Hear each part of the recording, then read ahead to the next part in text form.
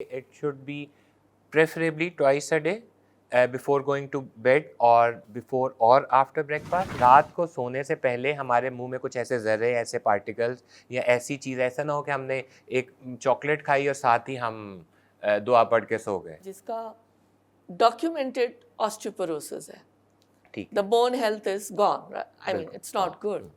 So and she has money in her pocket, her or his pocket. हाँ, I'm sorry to हाँ, discuss हाँ, about the हाँ, cash हाँ, thing. हाँ, हाँ, देखिए that is very डेंटिस्ट जो है ना, important, हाँ। डेंटल जो ये शोबा है, ये महंगा है, ये आप कोई माने या ना माने।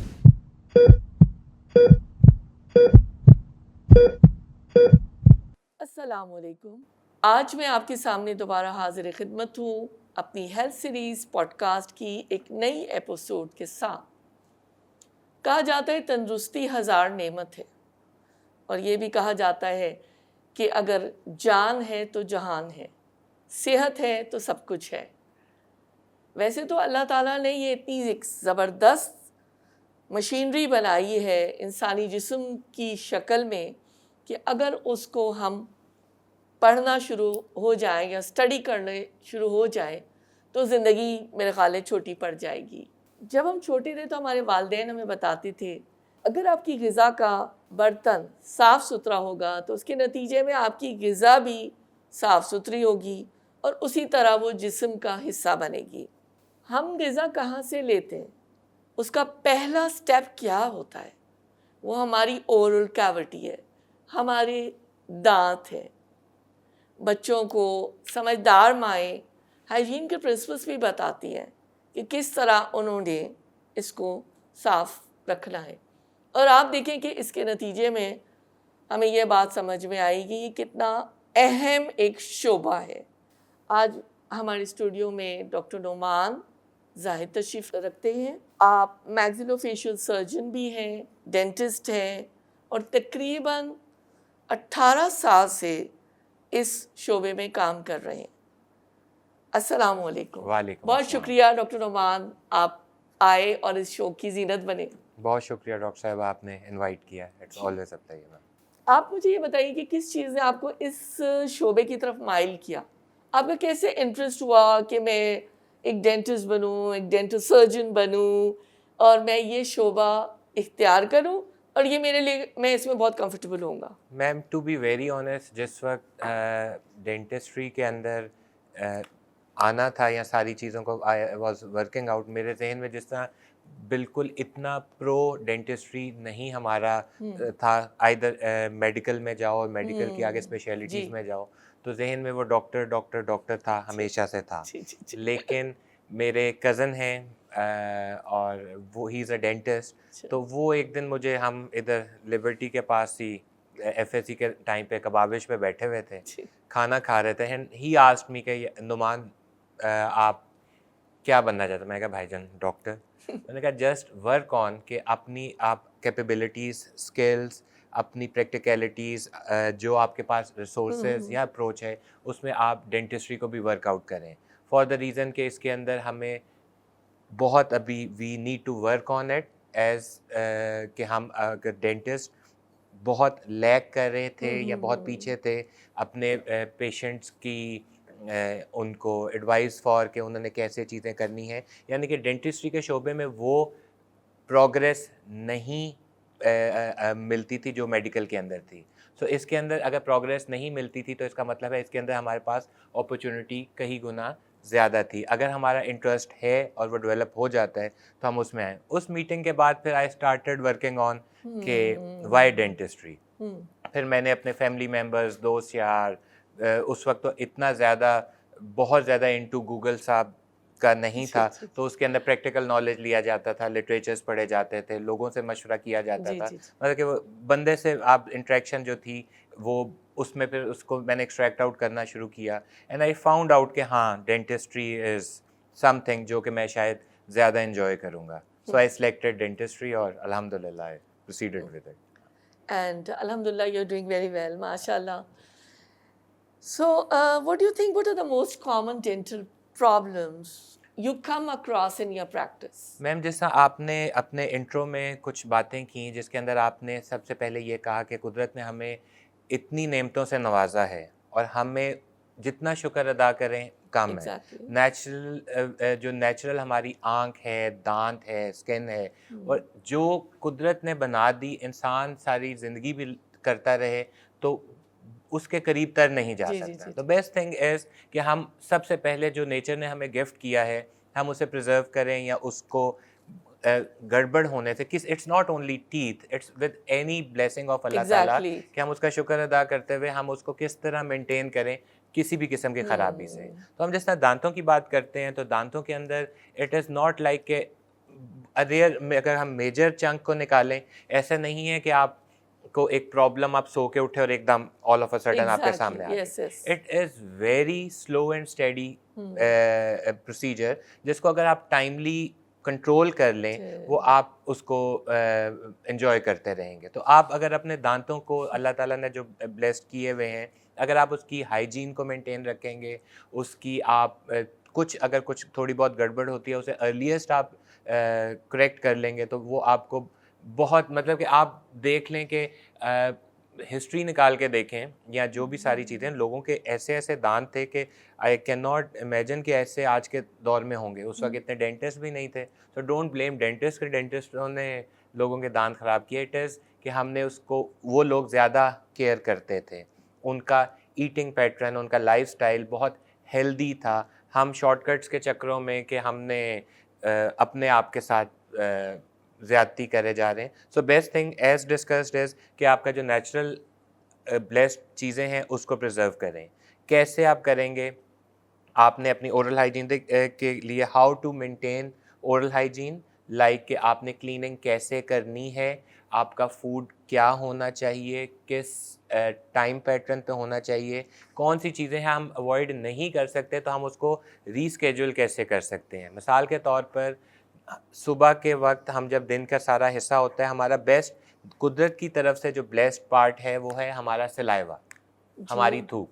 हम 500 किस्म के टूथपेस्ट का नाम ले लें, 1000 किस्म के टूथब्रश का नाम ले लें, लेकिन जो सबसे बेस्ट क्लीनिंग चीज़ blessed to us with the nature is हमारा सलाइवा। सलाइवा जी। निकलता है, वो दांतों को साफ़ रखता है, चीज़ें उसके प्रोटेक्टेड रहती हैं। जब हम रात को सोते हैं तो हमारे मुंह में सलाइवा की प्रोडक्शन ऑलमोस्ट 1/3 हो जाती है। सो हम रात को सोने से पहले हमारे मुंह में कुछ ऐसे ज़र्रे, ऐसे पार्टिकल्स या ऐसी चीज़, ऐसा ना हो कि हमने एक चॉकलेट खाई और साथ ही हम दुआ पढ़ के सो गए। द थिंग इज़ कि आपके सोने से पहले वाला पार्ट, ताकि जो आपका जो स्लीप टाइम है उसमें सलाइवा की प्रोडक्शन कम है, ताकि उसमें क्लीनिंग कम हो रही है। So exactly, you yes. Normally notice for कि आप सुबह सो के उठते हो तो बहुत से लोगों को मुंह में स्मेल आती है, जबकि बाकी सारे दिन के हिस्से में नहीं होती। जी। उसका डॉक्टर साहब एक बड़ा रीज़न ही ये है कि जो नेचुरल सलाइवा प्रोडक्शन है वो 1/3 है, नेचुरल क्लिनजिंग 1/3 है। तो वो चीज़ें हमें सुबह उठ के, अगर हमारे मुंह में रेमिनेंट्स होंगे, गंदगी होगी, तो वो उसको ज़्यादा डैमेज करेगा। सो लिसनर्स के लिए मैं ये चाहूँगी कि अगर आप उनकी रहनुमाई फरमाएं कि उनका ब्रशिंग पैटर्न कैसा, और कि how many times ma'am should a एक पर्सन ब्रश हिज और हर टीथ। हाँ, मस्ट ब्रश, ब्रश के अंदर ये है कि it should be preferably twice a day, before going to bed, और बिफोर और after breakfast. When I say before और आफ्टर ब्रेकफास्ट, उस दोनों के उसके आर्टिकल्स प्रूवन है कि both are having their sure advantages and all. Sure. सोने से पहले का ये है कि आप ये, इट मीन्स कि ब्रश किया, आपने अपनी हाइजीन की, and then you are not suppose to eat anything. लेकिन कभी ऐसे हो जाता है, अब हर एक के लिए प्रैक्टिकली पॉसिबल तो नहीं है। अगर आपने कुछ खा पी भी लिया और आपको दोबारा से ब्रश करने में दिक्कत है, तो जी। कम से कम एक पानी से रिंस करके अपने मुंह में जितने रेमिनेंट्स हैं उसको क्लीन अप रखें। डॉक्टर नुमान, आप थोड़ा सा ये रहनुमाई कीजिएगा, गाइड कीजिएगा कि कौन से डेंटल प्रॉब्लम्स डेली प्रैक्टिस में आपको देखने को मिलते हैं। मैम अगर हम इस सेंटेंस को अगर समराइज करें ना, जी जी जी। तो द वर्ड इज नेग्लिजेंस। तो when you neglect, the problem is going to be created. Dentistry बहुत सी वर्कआउट कर रही है कंजर्वेशन में। मिसाल के तौर पे आपको, जो बंदा दांतों को अपना रेगुलर चेकअप करवाता है, डेंटल प्रॉब्लम सब में होती है। इट इज़ नॉट लाइक कि आपके गम्स की क्लीनिंग नेचुरली आपने जो चीज़ें भी कर ली, कुछ प्रोफेशनल क्लीनिंग मांगते हैं। सो एडवाइज इज़ कि see a dentist at least 6 month और वंस अ ईयर तो लाजमी। उसका रीज़न क्या होगा कि हम बहुत सी चीज़ें ये क्रॉनिक फेज में आती हैं. हम्म, Chronic is going to take its time. If someone is having a trouble at the age of 40 with the gums disease, which is very major, with the filling or a root canal problem or eventually an extraction, तो अगर हम जब regular checkup करवाते रहते हैं हम उसे बहुत प्रीमेच्योर फॉर्म में पकड़ लेते हैं. आप क्या मशवरा देंगे if there is a person who is nervous visiting the dentist, उसका चेहरा सफेद पड़ा, डर लग रहा है कि मैं कैसे जाऊं, I have this pain, I don't know what will happen, how will you, I mean what will you suggest to such a person? Ma'am सबसे डरपोक जो पेशेंट होता है ना वो सबसे पहले होता है dentist. You have never seen a dentist having a dental treatment. हमने तो देखा और करवाया हुआ भी. हमारे जो हालत हुई होती है तो सबसे ज़्यादा नर्वस या सबसे ज़्यादा अपसेट पेशेंट होता है डेंटिस्ट. उसको क्यों? क्योंकि ही मगर एक इग्नोरेंस इज समटाइम्स ब्लेसिंग. जब Ignorance is a आपके पास bliss. हाँ सारी Yes. चीज़ों का नॉलेज होता है तो आप उसमें ज़्यादा घबराए होते जी हो. जी जी जी मैम सबसे ज़्यादा मैं इसमें लोगों का या पेशेंट्स का सिर्फ कसूर नहीं है. जी शायद जो सर्विस प्रोवाइडर या डेंटिस्ट या उनकी है उनकी तरफ से भी थोड़ा सा काउंसलिंग फैक्टर लैक करता होगा. जी जी जी इट इज़ जी नॉट लाइक कि आपका पेशेंट आया आप उसको बस जोर आजमाई शुरू कर दो, अस्सलाम वालेकुम वालेकुम अस्सलाम. मगर जो आपकी ह्यूमन टू ह्यूमन इंटरेक्शन है वो बहुत सी चीज़ों को काम डाउन कर देती है. You should explain each and every thing. मतलब कि हमारे एक प्रोटोकॉल्स हैं एनजाइटी कंट्रोल के जिसके अंदर आपने पेशेंट का कैथारसिस करना है. You need to listen what he is और शी इज़ थिंकिंग. एग्जैक्टली फिर उसके बाद आपने उसको you will not super torture with the things. आपने उसका पहले कॉन्फिडेंस करना है कि वो थोड़ा यूज टू हो एक एनवायरनमेंट से और उसके बाद वो आहिस्ता आहिस्ता करे. जैसा मैं बहुत से अपने जो पेशेंट्स जिनके साथ होते हैं मैं कहता हूँ यार जब आपने बहुत कोई एक बेसिक ट्रीटमेंट करवाना है ना तो अपने बच्चों को ज़रा एक दो दफ़ा ले के ज़रूर आएँ ताकि उनके पास ना एक इन्वायरमेंट का यूज टू हो. कि ऐसा नहीं है कि किसी को अल्लाह ना करे कोई प्रॉब्लम हुई एंड वो प्रॉब्लम से गया उस डेंटिस्ट जी के जी पास जी तो वो हमेशा एंजाइटी में ही होगा कोई भी हो. जी लेकिन एक जगह से फेमिलियर होगा उसको पता होगा कि अच्छा यार इसमें सिर्फ टॉर्चर नहीं होता इसमें मेंटेनेंस भी होती है तो वो उनका आप ऑलरेडी कॉन्फिडेंस ज़रा बिल्ड हुआ होता है. Can you briefly explain the process of dental implants? Ma'am, implants are basically so far considered one of the best human-made options for replacing missing teeth. जिस एग्जैक्टली तरह एक कुदरती दांत अपनी स्ट्रेंथ हड्डी से लेता है उस तरह जो ह्यूमन मेड जो जो चीज़ अभी हम मोस्टली इंट्रोड्यूस्ड है और सक्सेसफुल है वो डेंटल इम्प्लांट्स हैं जिसमें हम ब्रिज का वर्क क्या होता है. ब्रिज के लिए आपको साथ वाले नेचुरल दांत रगड़ने पड़ जाते हैं. इम्प्लांट इज के उसकी जो टाइटेनियम है that is placed in the bone और वो अपनी स्ट्रेंथ हड्डी से ही लेता है. उसी पैटर्न को फॉलो करता है जिस तरह कुदरती दांत फॉलो करते हैं. तो उससे हम बहुत से further future damage to the natural structure avoid कर लेते हैं. And whom do you think are the most probable candidates? किनके लिए सूटेबल है? फर्ज करें वो अफोर्ड भी कर सकते हैं लेकिन मैम, कोई कॉन्ट्रडिकेशन आ रही है बोन के लिहाज से या मैम उसके अंदर एक बोन हेल्थ के हवाले से भी. शॉर्ट टर्म और लॉन्ग टर्म है. शॉर्ट टर्म ये है कि आपने जैसा फाइनेंसेस का बात किया एक बंदा एक मिसिंग दांत के लिए एक ब्रिज बनवाएगा. He has to pay for it. His visits his time his money. Then the average life for a good bridge is 7 to 10 years. Then after 7 to 10 years एक के चक्रों में हमने 3 दांत कॉम्प्रोमाइज किए फिर वो it is going to move on. तो हम 20 साल बाद जब उसकी बजटिंग करेंगे तो हम कई गुना ज़्यादा पैसे खर्च कर चुके होंगे. जी जी जी लेकिन सबसे ये नहीं है कि हर मुंह में इम्प्लांट लगाओ और ये वो चीज़ें करो. You have to check the criteria कि किसके लिए क्या फिट है किसके लिए क्या नहीं. वजह क्या थी दांत लूज होने की. पहले हमने उस वजह को पकड़ना है. अगर हम उस वजह को जिस तरह उसके कोई ओरल हाइजीन इश्यूज़ थे उसका कोई सिस्टमिक इश्यूज़ थे उसके कोई डाइटरी इश्यूज़ थे उसका ओपन माउथ या कुछ ड्राई माउथ था उसका कोई ऐसा ट्रीटमेंट हुआ था जिसकी वजह से कुछ मेडिसिन उसको अफेक्ट कर गई जिस तरह कीमो रेडियोथेरेपीज़ में आपका ड्राई माउथ बहुत ज़्यादा हो जाता है. उसके लिए अगर आप आर्टिफिशियल सलाइवा या वो चीज़ें ना करें उसमें बहुत ज़्यादा डैमेजिंग पार्ट होता है. तो you have to rectify the source for the जिसकी वजह से दांत लूज हुए. नहीं तो इम्प्लांट भी लूज हो जाएंगे. अगर कुदरती दांत नहीं बच सका तो आर्टिफिशियल तो कोई भी चीज़ मेंटेन नहीं रह सकती ना. So you have to solve the reason for the trouble. Once reason is resolve तो आपके पास फिर सारी चीज़ें ऑप्शन जो है ना बड़ी सक्सेसफुल प्रोग्नोसिस के साथ आ जाते हैं। अच्छा, अगर कोई ऐसा पेशेंट है जिसका डॉक्यूमेंटेड ऑस्टियोपोरोसिस है, ठीक the bone health is gone, right? I mean, बिल्कुल, it's not हाँ, good.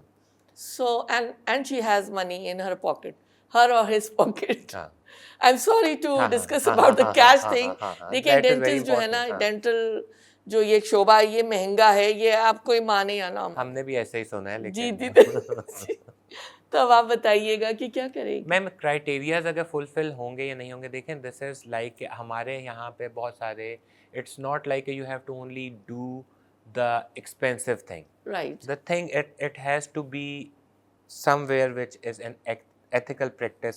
Of course. वो आपके पास बहुत से ऑप्शन ऐसे आ जाते हैं, जिस तरह दुनिया भर में भी ऐसा नहीं है कि हर बंदा प्राइवेट डेंटिस्ट्री अफोर्ड करता है। जी जी जी जी। बहुत से एकेडमिक इंस्टीट्यूशंस हैं, बहुत से फंडेड क्लिनिक्स होंगे या कुछ ऐसे जिसके अंदर आप उसको, या बहुत से जिस तरह हम लोगों ने भी कुछ बाहर की यूनिवर्सिटी से हमारे जो बॉस हैं हु इज़ जी जी जी द जी पायनियर फॉर द जी डेंटल जी इम्प्लांट्स, जी डॉक्टर अमीन, जी उन्होंने भी कुछ फंडेड पार्ट था and he shifted it to the population of Pakistan, कि वो लोगों के इम्प्लांट्स उस रिसर्च बेस पे किए जिसमें हमें बाहर से पैसा मिला और वो हमने अपने लोगों पे किए।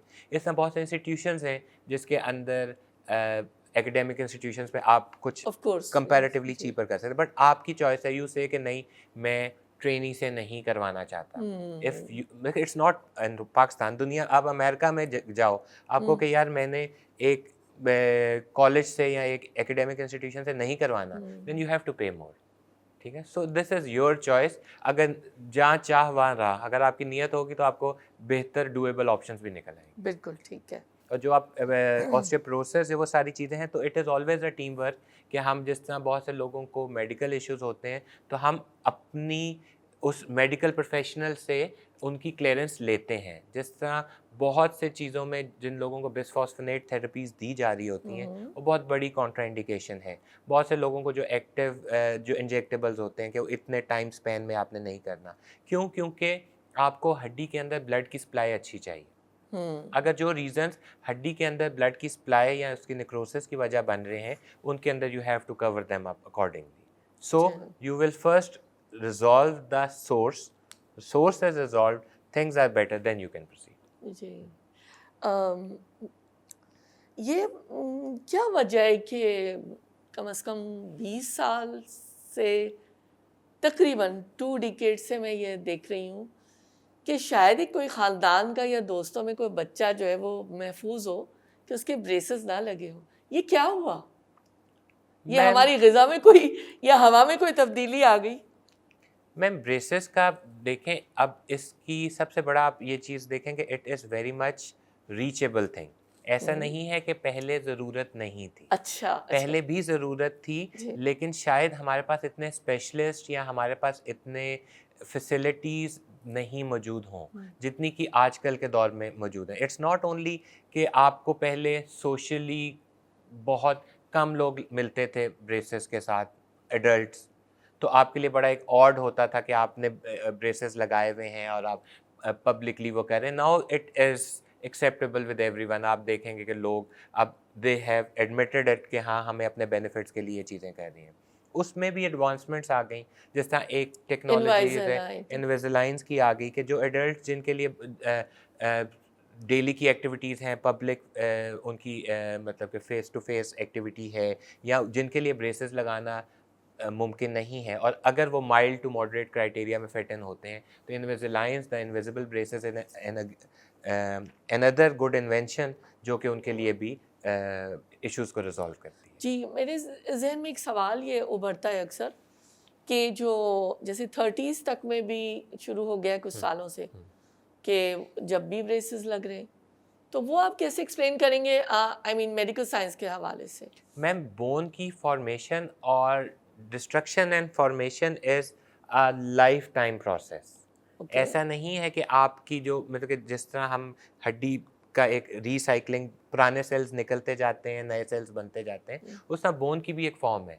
ओल्डर एजेस में हड्डी शायद सख्त होती है, लेकिन उसके अंदर मूवमेंट की कैपेबिलिटी सारी ज़िंदगी रहती हैं। So age is not the criteria for it, ठीक है, एग्जैक्टली।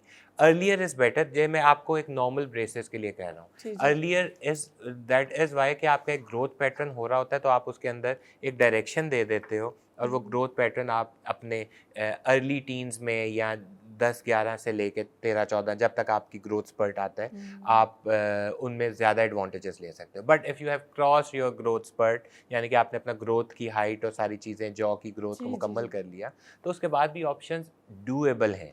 शायद वो उतनी ज़्यादा ऑप्शंस नहीं होंगी जितनी कि 9-10-11-12 साल की उम्र में थी, लेकिन ऐसा नहीं है कि आपके पास ऑप्शन ज़ीरो हो गई। कुछ लोग होते हैं बड़े शौकीन होते हैं टीथ वाइटनिंग के. हम्म, So what are the benefits and what are the risks? And there's so many, I mean, products available on the media as well. और मतलब वो फिर कुछ मैम चीज़ आप क्या ऑथेंटिक, कहना चाहेंगे इस बारे में? चीज़ ऑथेंटिक हो। देखें, वाइटनिंग, हम एशियंस हैं, हमारे दांतों का colour mix and match yellowish होता है। बिल्कुल. जिस तरह आपकी it is area to area wise, जिस तरह बहुत से आप अफ्रीकन्स को देखेंगे, उनके बहुत स्पार्कलिंग वाइट होते हैं। जो हम हैं, हम येलो बोन रखते हैं दांतों की। कुछ अच्छा. ऐसे लोग हैं जिनके बहुत ही वो चीज़ें होते हैं, तो it is from area to area as well. लेकिन उसके अंदर ये बीमारी नहीं है पीले दांत होना, ठीक है। एक ये प्रोडक्शन, जिस तरह एक ये काला रंग होना, सफ़ेद रंग होना, ब्राउन रंग होना is a type of a skin type, जी इस जी तरह हमारे दांतों के भी कलर्स की टाइप है। अब उसको आपने वाइट करना है या कुछ करना है, अब आपको एक नेचर ने दी है मिसाल के तौर पर। ये मैं इसलिए एग्जांपल दे रहा हूँ कि लोगों के लिए अंडरस्टैंड करना जी बड़ा जी जी आसान जी होगा। किसी के कर्ली बाल हैं, जी. अब कर्ली बाल is not a disease, but उसके लिए एस्थेटिक्स, एक्सेप्टेंस, या उसको एक अच्छा लगता है कि उसके बाल स्ट्रेट हों, तो ही कैन गो और she can go with straightening of the hair, ताकि वो अपनी डिज़ायर फॉर द ब्यूटिफिकेशन पूरी कर सके। उस तरह अगर किसी के थोड़े येलो दांत हैं, वो उसको वाइट करने के लिए ही और she can go with the whitening procedures, जो कि बड़े आजमाए हुए, बड़े रिकमेंडेड इंटरनेशनली, और उसके पोस्ट प्रोसीजर रिजल्ट्स अच्छे पाए जाते हैं, अच्छा. Which is a temporary solution for a year and half, Okay. और if you want to go with the permanent one, तो आपकी ख्वाहिश के मुताबिक है, it is not a compulsion. जैसे एक वाइटनिंग होता है, ब्लीचिंग जिसको जी जी डेंटिस्ट जी. करते हैं। Long term solution is a veneers. तो विनियर्स के लिए भी कुछ लोगों की रिक्वायरमेंट है कि उनके दांतों के अंदर कुछ ऐसे गड़बड़ है, या जैसा दांतों में ये फ्लोरोसिस वगैरह का इफेक्ट, या कुछ ऐसी केरीज मल्टीपल है कि आप उसकी लेमिनेशन करते हो। कुछ लोगों की ज़रूरत है कि they want to have white teeth and that's it, तो उनके लिए फिर ये चीज़ें क्राइटेरिया जी बिल्कुल फिट इन ठीक है. होता है। What are the latest advancements in dental surgery? I mean the 3D practice and जो स्माइल, वो सब भी लेटेस्ट तो नहीं है, लेकिन आप और क्या बताना चाहेंगे मैम इस बारे उसके में? अंदर ना बहुत सी ऐसी चीज़ें हैं जिस पे काम हो रहा है, होता रहेगा। अभी तक की जो चीज़ें हैं जिसके अंदर डिजिटल डेंटिस्ट्री आ गई। जी. डिजिटल डेंटिस्ट्री में जैसे आप 3D का आपने ज़िक्र किया कि उसके अंदर आपने एक बंदे का दांत और फेस को स्कैन किया। सॉफ्टवेयर बेस्ड आपने कहा कि हम ये वाली इम्प्रूवमेंट्स कर सकते हैं। तो आपने उसको एक आर्टिफिशियल इंटेलिजेंस से, जी उसका जी भी जी. इसमें रोल आ गया। आपने बताया at day 1 you are like this, at this we can work like this. यानी कि आपने उसके कोई भी प्रोसीजर करने से पहले उसको एक रफ आइडिया दे दिया, उसके लिए किसी के लिए भी एक्सेप्टेंस आसान हो जाती है। जी हाँ. ना कि आप कहें कि हम आज शुरू करेंगे 2024 में, 2026 में देखेंगे कि क्या होता है। मुश्किल है कि आप उसको एज्यूम करें। तो if you will having a rough idea कि मेरे अंदर क्या-क्या चेंजेस आएँगी, वो मुझे सूट करती भी हैं या नहीं। दूसरा, जी. डिजिटल डेंटिस्ट्री ने एक्यूरेसी बढ़ा दी कि आप ज़्यादा मोर प्रिसाइज़, मोर एक्यूरेट हैं। स्पीड एनहांस कर दी। थिंक डन वाली पार्ट है कि आपने उसका स्कैन लिया, द मोमेंट आपका पेशेंट अभी चेयर से नहीं उठा, आपका स्कैन आपकी लेबोरेटरी में पहुंच गया, उसने सारी चीज़ें की, तो टाइम बच रहा है, एक्यूरेसी बढ़ रही है, और फिनेस बढ़ रही है। और ये चीज़ें हमें, और इट्स नॉट लाइक कि हम इसमें बहुत पीछे हैं। पाकिस्तान में इसमें बहुत ज़्यादा एडवांसमेंट है। जी. एक तो मैं ये चाहती हूँ कि आप रूट कैनाल, जो एक टर्म बहुत ज़्यादा यूज़ होता है, ब्रीफली समझा दीजिए. कोई ऐसे अशखास हो जिनको नहीं मालूम हो. मैम ये आर्ट एंड साइंस है ना, जिस तरह जैसा एडवांसमेंट होती जा रही है, जिस तरह जैसा वर्क लिटरेचर पे या पेशेंट्स पे या एक रिसर्च वर्क होता जा रहा है, चीज़ें इंप्रूव करती जा रही हैं। जी. जैसे जैसे नए अप्रोचेस आ रही हैं, आपके पास डेटा आ रहा है कई सालों का, एक 5 साल का डेटा और एक 25 साल का डेटा में आपने देख लिया कि क्या क्या चीज़ें हम करके इस चीज़ को बेहतर रिजल्ट्स कम टाइम में ले सकते हैं। रूट कैनाल बेसिकली जिस तरह दांत के ऊपर के पोर्शन की फिलिंग होती है, दांत के अंदर हॉलो पार्ट है जो दांत की नर्व ब्लड वेसल्स कैरी करता है। अगर डिके कैविटी टाइमली आपने नहीं एड्रेस की और it has reach to the nerve of a tooth, then you have to treat the roots of the tooth. तो रूट्स की फिलिंग को हम रूट कैनाल ट्रीटमेंट का नाम देते हैं। डॉक्टर साहब, आपके पास यकीनन कोई ना कोई ऐसा केस आया होगा कि जो कि बहुत ही वियर्ड हॉरर एक पिक्चर अंदर पेश कर रहा होगा and it's a case of carcinoma. सो कैसे हम बता सकते हैं? एक तो हम जनरल पब्लिक को हम बताते हैं, लेकिन फिर भी ये रसीली सुपारी एंड पान एंड गुटखा एंड स्मोकिंग, फिर अब वेप आ गई। सो ये बड़ा ही मुझे इतना ज़्यादा फ्राइटनिंग लगता है whenever I think about it. और मैं बड़ी अल्लाह से मतलब दुआ करती हूँ, अल्लाह कोई ऐसी चीज़ों से कभी भी जो है ना मूजी अमराज से, और specially when you think about के it's starting from here and you have to eat and drink, of course मुंह से ही खाना पीना है ना।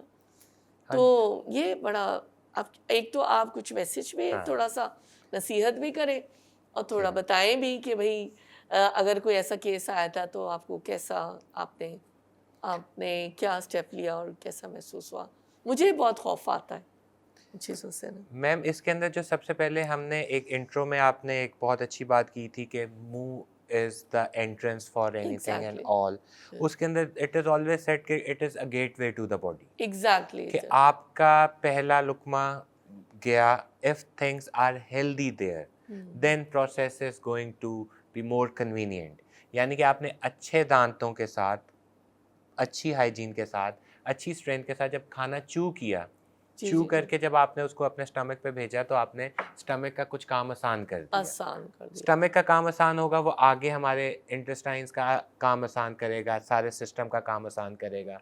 जिस तरह आपने चू नहीं प्रॉपर कर पाया तो उसके बाद हमारा सिस्टम डाइजेशन में इश्यूज आना शुरू हुए और इट्स सो ऑन। तो पहली बात वो कि जो आपने gateway to the body was a very important point कि हम उसको निगलेक्ट नहीं कर सकते कि सो आपने उस चीज़ पे बहुत अच्छा करने के दांतों की मेंटेनेंस करें। गुटखा सारी चीज़ें, हर एक चीज़ के अपने डिसएडवांटेजेस हैं, बहुत ज़्यादा हैं। हमेशा से ये चीज़ें यूज़ होती रही हैं। अगर ये कहा जाए कि पहले इतने ज़्यादा प्रॉब्लम्स नहीं थे, अब एकदम आ गए। पहले बहुत सी चीज़ों के नॉलेज नहीं होते थे, अब हमें बहुत सी चीज़ों के नॉलेज आ गए। पहले बहुत से ऐसे केसेस होते थे जिनको हम डायग्नोज ही नहीं कर पाते थे, बहुत लेट स्टेजेस में हमें वो पता लगता था। अब अर्ली डिटेक्शन, आप जिस तरह अब वो जो मैं कह रहा था ना कि you need to see a dentist 6 months, वो एक क्विक लुक ले लेता है, कोई ऐसी चेंजेस तो नहीं आ रही हैं कुछ ऐसे। Chewable tobacco is more worse, it's not like कि नॉन चूएबल से कोई हेल्थ मिलती है, वो कंपैरेटिवली लेसर ईवल है, लेकिन ईवल है। इट डज नॉट मीन कि आप कहें जी कि वो तो आपके उसमें डिस्कशन में था कि चूएबल है तो हमें इसका नहीं। Vape is, it's not only the teeth, it is your throat, it's respiratory track, सब कुछ। जितना हम हेल्दी एयर मिस कर रहे हैं तो हमारे वैसे ही लंग्स पे एक डिफरेंट प्रेशर है। तो उसके हमारे वो वाले, आज से अगर हम 80s 90s की भी बात करें तो वो जिधर हमें ग्रीनरी में मिलती थी या एक फ्रेश एयर मिलती थी तो हमारे लंग्स वर मोर हेल्दी। अब वो ज़रा डैमेज है, आप उसके ऊपर ओवर प्रेशर कर रहे हैं तो over pressure will worsen of the results. तो कोई भी ऐसी चीज़ जिसका नुकसान है उसको जितना अवॉइड किया जाए, कैसे अवॉइड किया जाए, वो आपकी अपनी अपने आप से कमिटमेंट है, अपनी कन्विंसिंग पावर है। क्योंकि उस चीज़ के बस इट इज़ जस्ट लाइक एक मेंटल बैरियर के पता नहीं इससे मुझे फ़ायदा होता है, जो कि नहीं होता। यू ट्राई दिस, आप इस तरह कर रहे हो, कुछ देर आप इस नीयत से अल्लाह ताला से दुआ करके करें कि मैं ये छोड़ रहा हूँ, मुझे इसमें मदद करें, you will positively see the advantages out of it. हम पाकिस्तानी हैं, पाकिस्तान में रहते हैं, अल्हम्दुलिल्लाह। तो हम मेरे ख्याल है बचपन से मैं देख रही हूँ कि मूवीज़ में, डॉक्यूमेंट्रीज़ में या वैसे ही कभी फुटपाथ पे लोग अपनी दुकान सजाए बैठे होते हैं और वो दुनिया के माहिर तरीन दंतान साज अपने आप को क्लेम करता है। मेरा तो दिल बहुत दुखता है, ऐसा ही है, उनके पास औजार भी है और लोग उनसे इलाज भी करवाते हैं। ऐसा ही है। तो पहली बात तो ये है कि ये पब्लिक अवेयरनेस हम लोग दे सकते हैं और हम इसीलिए आज यहाँ बैठे। गवर्नमेंट क्या कर रही है वो एक अलग बहस है, गवर्नमेंट के क्या काम है, लेकिन क्या क्या नुकसानात इससे होते हैं जो लोग इनके पास जा रहे हैं। मैम जो चीज़ मेन है ना, देखें जो हाई रिस्क में आते हैं, जी जी जी, they are the barbers, they are the dentist and Exactly. They are the surgeons. ठीक है, Right. कोई भी ऐसी चीज़ जो आपके साथ ब्लड इंटरेक्शन में आ रही है, that has to be as clean as possible. दो तीन चीज़ें हैं, एक तो हमारे यहाँ क्वेकरी का है, क्वेकरी के अंदर हमारी जो पंजाब हेल्थ कमीशन है, अगर हम पंजाब की बात करें, they are working a lot, they are controlling things the best way possible. लेकिन सप्लाई एंड डिमांड में इतना ज़्यादा फ़र्क है, तो उसके अंदर जो पहली चीज़ है, first thing is an awareness for the person जिसने वो फैसिलिटी लेनी है, और दूसरी एक रिक्वेस्ट और अवेयरनेस फॉर द पर्सन जिसने वो फैसिलिटी देनी है। मतलब कि आपका कहते हो कि अच्छा यार मेरा काम ऐसे चलता है, वो चलता है, तो प्लीज़ इतना दिल रखें कि आप साफ़ चीज़ यूज़ करें। मतलब कि अगर मैं अपनी वालिद या वालदा के लिए जो इंस्ट्रूमेंट्स यूज़ नहीं कर सकता, तो मैं किसी पेशेंट के लिए भी यूज़ नहीं करूँगा। अगर मैं अपने फैमिली को उन इंस्ट्रूमेंट से ट्रीट कर रहा हूँ, तो आई एम कॉन्फिडेंट इनफ कि मैं इंटरनेशनल प्रोटोकॉल्स फॉलो कर रहा हूँ और मैं अपने पेशेंट से भी कर सकता हूँ उन चीज़ों को। ताकि देखें, एक होती है स्किल लेवल, एक होती है एथिकल लेवल। स्किल लेवल में इट्स बहुत बड़ा जुल्म है, लेकिन ज़्यादा से ज़्यादा जुल्म क्या होगा, मैं एक दांत कॉम्प्रोमाइज़ कर दूंगा, ठीक है, which is a very bad thing. लेकिन अगर मैं उसको इस चीज़ से कंपेयर करूं कि मैं बहुत ही स्किल्ड हूं बट मैं एथिकल नहीं हूं, तो एक बंदे को अल्लाह ना करे कोई बीमारी ट्रांसफ़र करने का मतलब है आपने उसकी पूरी life along with the life of the family compromise कर दी। It is not a one person who is suffering.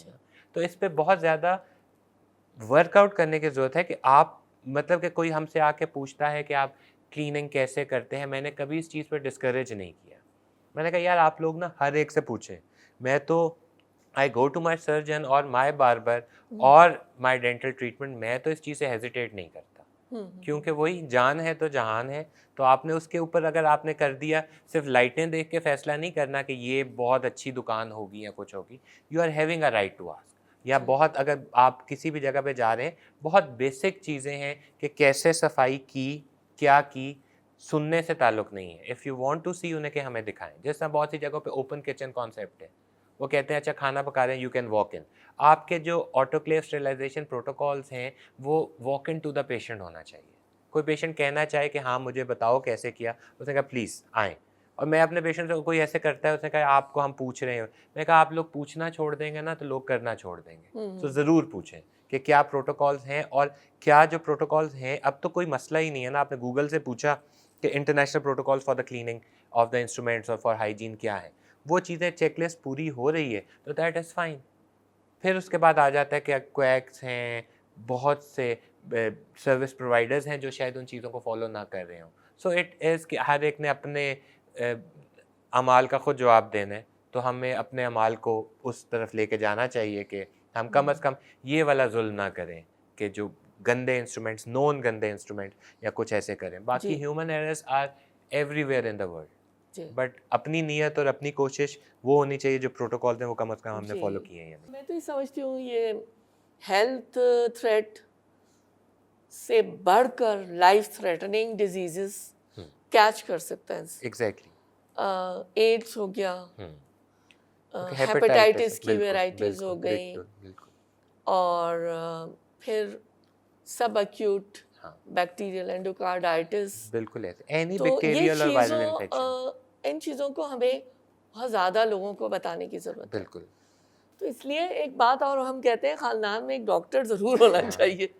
ये नहीं, बात हाँ, हम लोग आपस में करते हैं। बिल्कुल ऐसे है, लेकिन तो मैम उसके अंदर ये है ना कि अवेयरनेस, हाँ, अवेयरनेस की बात सिर्फ क्लाइंट के नहीं, सर्विस प्रोवाइडर की भी अवेयरनेस की ज़रूरत है। एग्जैक्टली। उसके लिए ज़्यादा वर्कआउट करेंगे, क्योंकि अगर जो पेशेंट आ रहा है वो तो बेचारा तकलीफ़ में आ रहा है, उस वक्त कहता है मुझे इस चीज़ से जान छुड़वाऊँ, ठीक है? लेकिन जो सर्विस प्रोवाइडर है उसका इतनी उसमें हिम्मत होनी चाहिए कि वो एक चीज़ को सही तरीके से प्रोसीड कर सके। What are the most common dental myths which are prevalent in our society or you encounter? जैसे अब मैं रेडियोलॉजी में थी तो ये कहा जाता है ना, और ये है ही फैक्ट है कि रेडिएशंस है, सीटी स्कैन में है, एमआरआई में है, यहाँ तक कि एक मासूम सा जो अल्ट्रासाउंड है उसके लिए भी उस ज़माने में कहते थे कि नहीं भाई इसकी ये रेज ऐसी हैं या इस तरह का कुछ। तो कुछ डेंटिस्ट्री में भी कुछ इस तरह की मैम कोई ऐसी बात है जो लोग सोचते हैं? मैम बहुत से लोगों के मतलब के वहम होते हैं या कुछ ऐसी चीज़ें कि उन्होंने अच्छे खासे दांत थे, डेंटिस्ट ने पता नहीं क्या किया, उसके बाद बहुत सी गड़बड़ होना शुरू हो गई। विजडम अच्छा। टूथ के बारे में कि वो निकल रहा था, निकलवाया, उसके बाद एकदम मुझे धुंधला नज़र आना शुरू हो गई, आई साइड वीक हो गई। तो ये बहुत सी ऐसी चीज़ें कॉमन हैं अच्छा। जो सुनने को मिलती हैं। तो एज डिस्कस बिफोर, ये बहुत सी चीज़ें ना हम क्रॉनिक फेज़ में होते हैं। मिसाल के तौर पे एक मसूड़े का जो प्रॉब्लम या ओरल हाइजीन के इश्यूज़ हैं, वो बहुत स्लो एंड स्टेडी प्रोसेस करते हैं। यानी कि bone damage 0.2 millimetre a year है फॉर एग्जांपल ऑन एवरेज। अच्छा। 5 साल में 1 मिलीमीटर डैमेज हुआ। हम्म। हमें पता कब लगता है जब 5 से 6 मिलीमीटर डैमेज हो सकता है, यानी कि 25 से 30 साल में उसने अपना स्लो एंड स्टेडी डैमेज किया। तो जो बंदा 50 साल की उम्र में जा रहा है उसको प्रॉब्लम 20 साल की उम्र से स्टार्ट हुई हुई थी, क्रॉनिक थी, पेनलेस थी, उसके रेगुलर चेकअप्स नहीं थे, तो उसकी वजह से वो इग्नोर्ड रही। डॉक्टर साहब, मैं आपसे ये एक रिक्वेस्ट करूंगी कि आप कोई फाइनल मैसेज देना चाहें लोगों को जो उनके लिए मुफीद साबित हो।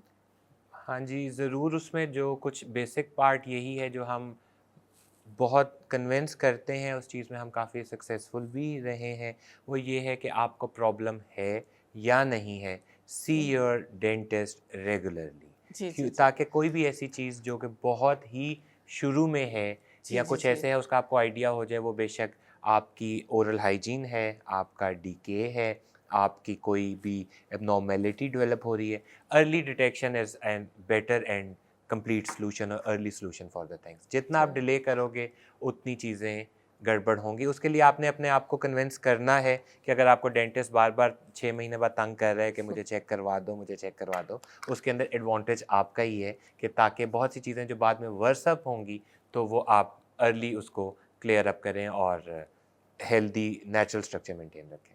Thank you very much, Dr. Numan You Zahid, are for welcome. coming, and it was really a very fruitful session, I would say. और आपको फिर भी इंशाल्लाह ज़हमत देंगे। Any time.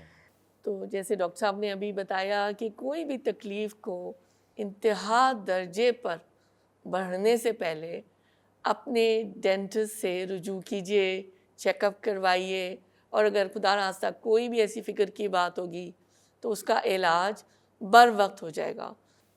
हर मेडिकल साइंस की स्पेशलिटी के ऊपर लागू होता है कि हम इंतज़ार करते हैं और इग्नोर कर रहे होते हैं, और फिर गफलत और सुस्ती और बाज़ दफ़ा लापरवाही की वजह से चीज़ें कहीं से कहीं पहुंच जाती हैं, और वो फिर मसला हमारे लिए भी इतना ज़्यादा मुश्किल हो जाता है, और जो डॉक्टर साहब होते हैं जो आपका इलाज कर रहे हैं उनके लिए भी वो तवील से तवील हो जाता है।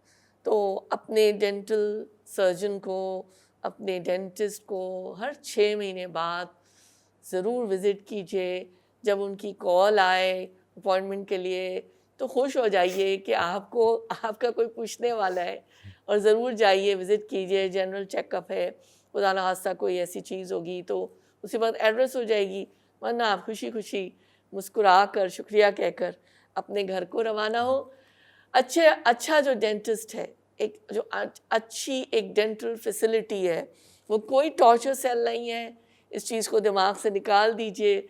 बल्कि मैं तो ये समझती हूँ ये बहुत एक अच्छी एक फैसिलिटी है कि जहाँ हम जाकर अपने मामलात जो हैं वो अंदरूनी मामलात जो ओरल कैविटी के मामलात हैं उसको देख सकते हैं कि वो सही से हर चीज़ हेल्दी है। और ज़ाहिर है कि जैसे हमने शुरू में बात भी की थी कि oral cavity is a gateway to the systems of the human body. So let's acknowledge it बहुत बहुत शुक्रिया, आप अपने कीमती वक्त में से, Always अपने मरीजों के थोड़े से वक्त में से यहाँ भी हम लोगों को दिया, और इंशाल्लाह ये बहुत मुफीद साबित होगा। इंशाल्लाह। Thank you very much. You're welcome. अल्लाह हाफिज़।